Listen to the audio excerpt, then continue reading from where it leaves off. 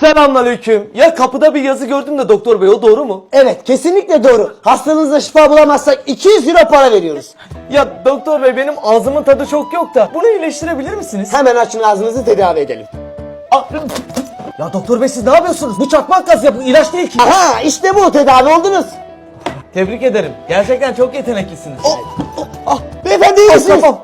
Hiçbir şey hatırlamıyorum doktor bey. Sanırım hafızamı kaybettim. Hafızamı düzeltebilir misiniz? Hemen açın ağzınızı. Ya sen kimi kandırıyorsun be adam? Ulan demin de bana içirdin ya. Çakmak gazı bu. Aha, işte bu, tedavi oldunuz yine. Gerçekten çok iyisiniz. İyi günler.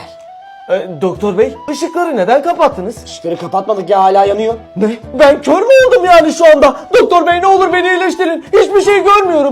Kusura bakmayın, biz gözden anlamıyoruz. O yüzden 200 lirayı siz kazandınız.